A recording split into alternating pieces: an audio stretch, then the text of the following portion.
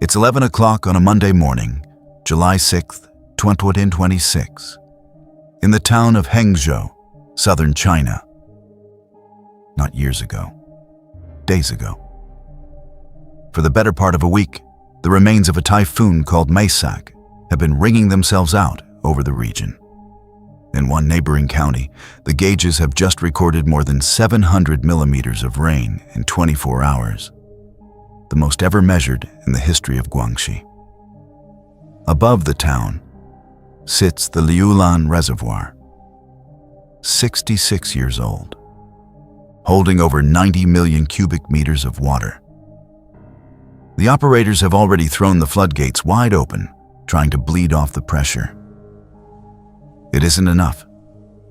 The water climbs nearly a full meter past the dam's maximum design capacity. And at 11 a.m., 2 sections of the dam give way. A gap 50 meters wide tears open in the wall, and a brown ocean falls on the valley below. Within minutes, streets that existed for generations are gone. Power dies. Phone signals die. Entire villages become what one resident described as an open sea. Families climb onto their rooftops and wave at the sky. And the sky answers, but not the way you'd expect. Rescue drones descend over the water, airdropping supplies. In one video seen across China, a drone lowers a rope. A man ties it around his waist, and a machine pulls him out of the flood. By nightfall, nearly 48,000 people have been evacuated. The capital of the province raises its flood emergency to the highest level that exists. And that same day, hundreds of kilometers away in Hubei, freak thunderstorms and tornadoes tear through 2 cities, killing 8 people and injuring 275. The head of state himself goes on television calling for all-out rescue operations. This is China this week. Now, if that were an isolated event, this video would not exist. But it isn't isolated. It's a rhythm. 6 weeks earlier, in May, floods swept Hunan, Hubei, and Guizhou, 12 dead, and 337 townships in Hubei alone shattering their rainfall records in a single 48-hour window. Go back further. Summer of 2023. The remnants of another typhoon parked over the north, and Beijing, the capital, the fortress, received its heaviest rainfall since records began there. Not the heaviest in a decade, the heaviest in 140 years. To protect the capital, authorities deliberately opened floodgates into the neighboring towns. One official called those towns a moat for Beijing. A moat made of people's houses. Go back further still, to the evening of July 20th, 2021, in the city of Zhengzhou. Line 5 of the subway, packed with people heading home. In a single hour that evening, more rain fell than the city normally receives in a month. 201 millimeters, a number no weather station in China had ever recorded. Underground, the train stopped, and the passengers watched the tunnel fill with black water. It climbed past the doors. It reached their chests. Phones went up above the water, some calling for rescue, some recording goodbyes. One young woman texted her family, "The water is at my neck." 14 people died inside that train, and nearly 400 across the province. The official explanation called it a flood that happens once in 1,000 years. Once in 1,000 years. And yet, here we are, 5 years later, watching dams come down on the evening news. One more piece, and the picture is complete. Because in 2022, squeezed between those floods, the same country was dying of thirst. The Yangtze Basin, home to 450 million people, suffered the worst heat wave and drought ever recorded there. China's largest freshwater lake shrank until fishing boats sat tilted on cracked mud, And the great dams stopped turning for lack of water. The same land. Historic drought one year, record floods the next, and each round arriving harder and closer together than the one before. Now, I know what some of you are thinking. Disasters happen. They've always happened. And if this were a video about the weather, you'd be right to close it. But it isn't. Because everything you just heard, the waters out of their boundaries, the experts without answers, the pattern accelerating like contractions, was written down. Not in a climate report, in your Bible, in detail. 2,000 years before the first meteorologist was born. For the next 20 minutes, I'm going to open those pages with you, one by one, and let you decide for yourself what we are living through. If that matters to you, subscribe now, not for my sake, but so the next chapter reaches you.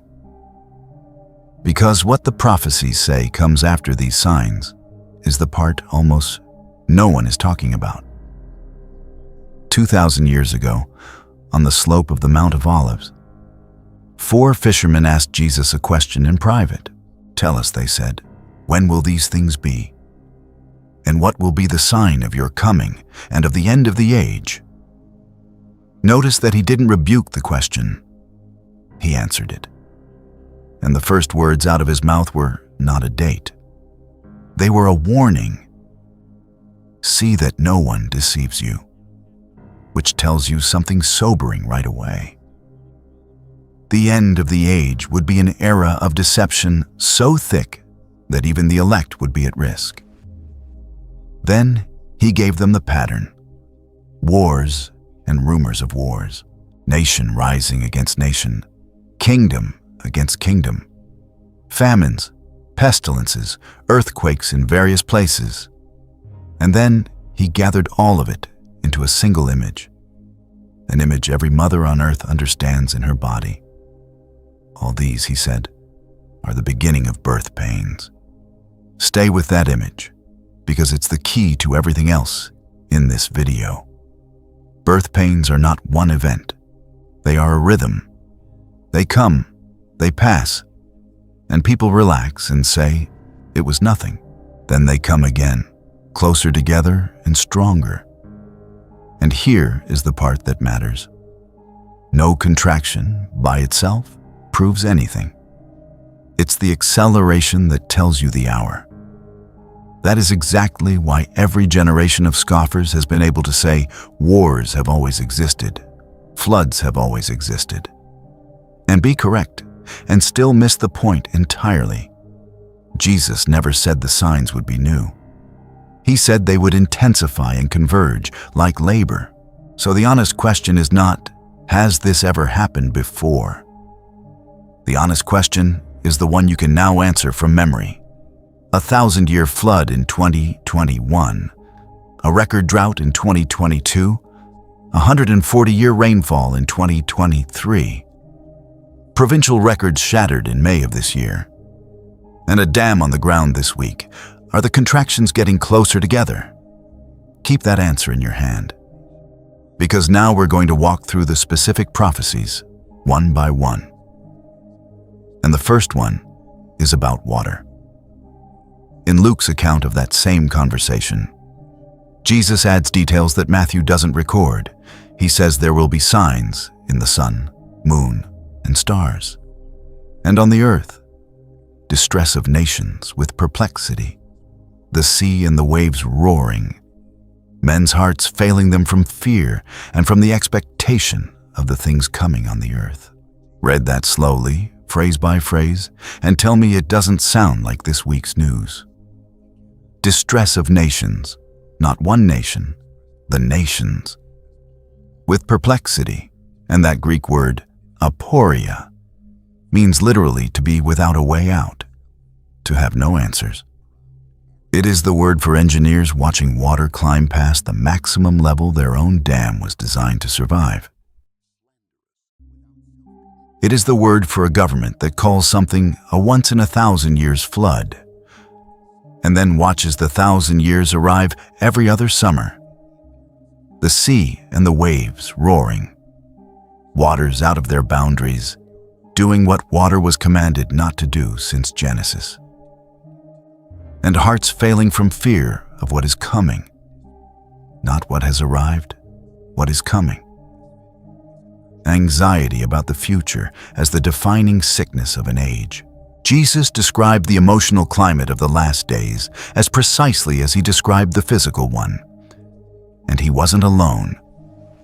The Apostle Paul, writing to the Romans, pulled the camera even further back. He wrote that the whole creation groans and labors with birth pangs together until now. The same word Jesus used. Creation itself, the rivers, the rains, the ground, straining like a woman in labor, waiting, Paul says, to be delivered. Scripture does not present a stable planet that suddenly malfunctions at the end. It presents a creation subjected to futility, holding its breath, whose groaning grows louder as the delivery approaches. And then there is the prophecy that ties all of this directly to the images you saw at the start of this video. Jesus said, "As it was in the days of Noah, so will the coming of the Son of Man be." They were eating and drinking, marrying and giving in marriage, until the day Noah entered the ark. And they did not know until the flood came and took them all away. Think about what he's actually saying there. The final generation would not be marked by ignorance of the warnings. Noah preached for decades. The warnings were public. It would be marked by unawareness, by the ability to watch the water rise and still go home, cook dinner, and scroll. People standing in flooded streets, filming the rising water on their phones, and feeling nothing but content. That is not ancient history. That is a portrait. But water was only the first item on the list from the Mount of Olives. The next prophecy is more specific, more personal.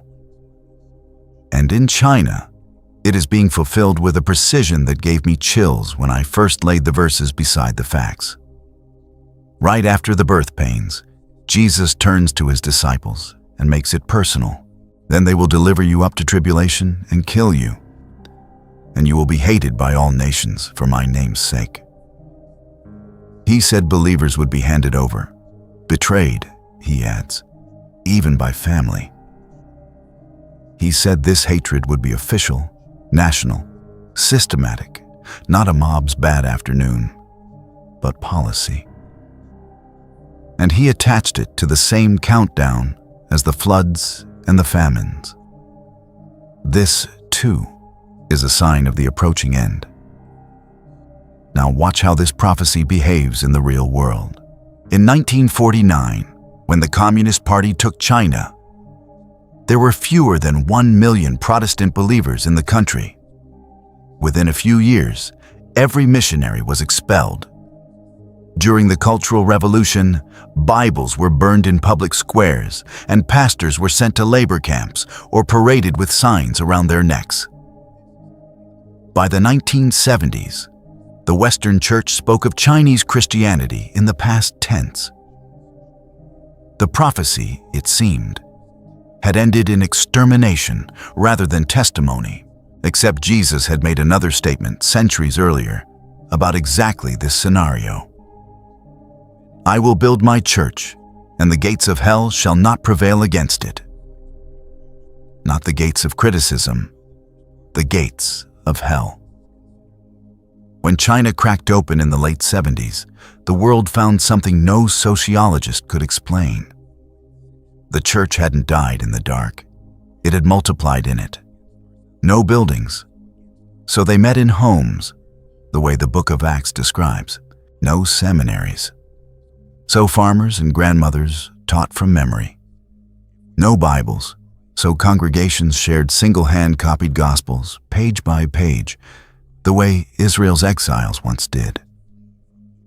Today, serious researchers estimate close to 100 million Christians in China, likely more believers than members of the Communist Party itself. And so the persecution has returned, exactly as prophesied. Hatred as policy. Crosses removed from more than 1,000 rooftops by government cranes in a single province.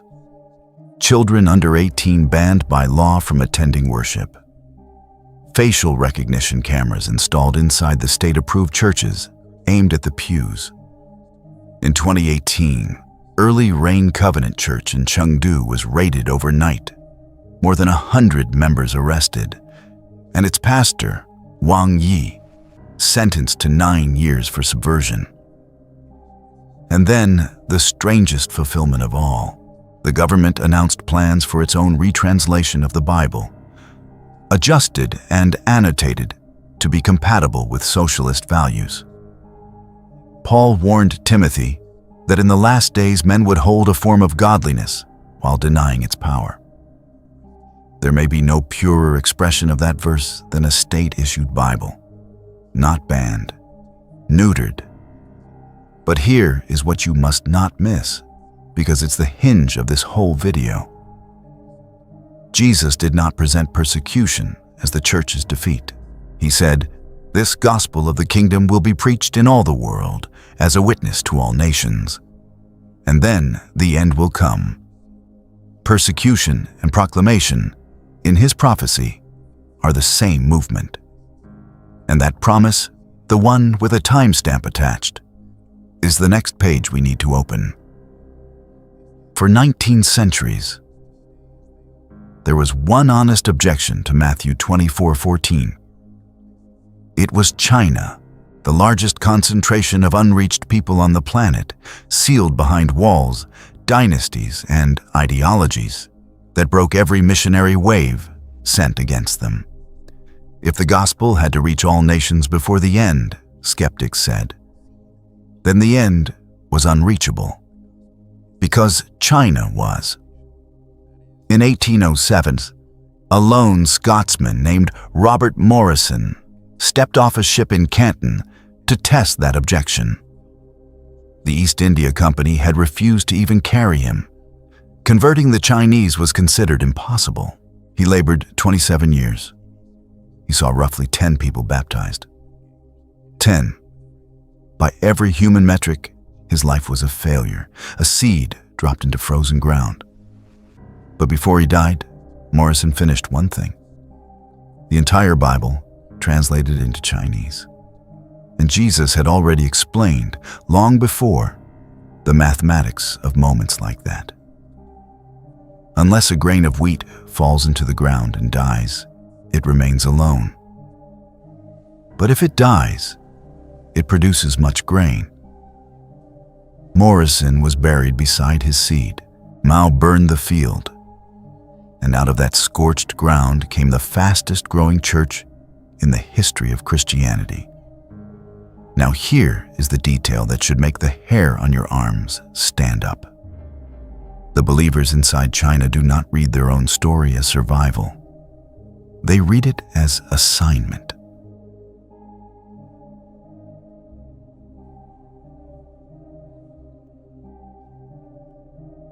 Across the house church networks, many speak openly of carrying the gospel westward. Back along the ancient Silk Road, through the hardest remaining nations on earth. Until the message that left Jerusalem 2,000 years ago completes its circle of the globe and comes home. They look at the map the way Jesus framed it on the mountain. All nations, then the end. And they believe the final leg of that relay was placed in their hands. Hands that prison cannot intimidate, because prison is where their church was born. The last great wall between the gospel and every nation is coming down. From the inside. That is not my opinion. That is Matthew 24:14, moving toward completion in real time, in the one nation everyone said it never could. But there is one more prophecy on the list. The strangest one, the one that, for 1900 years, was physically impossible. Until this decade, in this same country. Around the year 95, an old man sat exiled on a rocky island called Patmos, and John recorded a vision of a system rising at the end of the age. He causes all, he wrote, both small and great, rich and poor, free and slave, to receive a mark, so that no one may buy or sell except one who has the mark. For 19 centuries, every commentator ran into the same wall with that verse. It was technically impossible. No empire in history, not Rome, not Napoleon, not the Soviets at their peak, possessed the machinery to stand between every individual citizen and every individual transaction in real time. You could tax a man, imprison him, exile him, but you could not switch off his ability to buy bread. The prophecies sat there waiting for a kind of world that did not exist. Now let me simply describe, without a single exaggeration, what already exists in China today. Hundreds of millions of networked cameras running facial recognition. The largest surveillance apparatus ever constructed by human hands. A social credit framework, piloted city by city, where your behavior affects what services you may access. Millions of people have already been blocked from buying plane and train tickets over blacklists. Cash almost gone, replaced by payment apps welded to identity. And behind it all, the digital yuan, a currency that is not paper and not even a bank balance, but programmable code issued directly by the central bank. Money that records every step it takes. Money that has been tested with expiration dates. Spend it by this date or it ceases to exist. Money that, by design, can be turned off for one person in 1 second without touching anyone else. Now read John again, slowly. No one may buy or sell except one approved by the system. The impossible verse is now an engineering document. And I want to be extremely careful here because this channel does not trade in hysteria. I am not telling you the digital yuan is the mark of the beast. I am not naming a man, and I am not setting dates.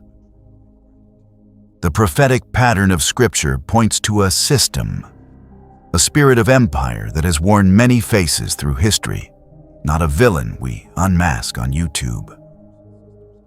What I am telling you is more sober than any of that. For the first time since John put down his pen, the infrastructure his vision requires actually exists. Running at national scale, being refined daily. And it is not staying home. The cameras, the platforms, the city control systems are being exported, government by government, across Asia and Africa and beyond. John saw a system with global reach. We are watching a system acquire it. And notice where it was perfected. In the exact nation where the church is growing fastest. That is not a coincidence of geography. The first practical use of a total control grid is finding the people who answer to a higher king. Every camera aimed at a pew is that verse rehearsing. So stand back now and look at the whole board with me. One country, one decade. The waters out of their boundaries and the experts without answers. Luke 21, line by line, updated as recently as this week. Creation groaning in labor. Romans 8, measurable in rainfall records. Believers hated as a matter of national policy. Matthew 24:9, in court documents. The gospel racing toward the last unreached nations. Matthew 24:14, carried by the persecuted themselves. And the machinery of Revelation 13, assembled and humming in the same soil. Any one of these, alone, can be argued away. And honestly, cheap date setting has done real damage to prophecy. So I understand the skeptics. But Jesus never offered us one sign. He offered convergence. Many pains, arriving together, accelerating. He even told a parable about this exact configuration. the wheat and the tares, growing in the same field, both permitted to ripen until the harvest. That is China right now, the ripening side by side of the kingdom and the empire.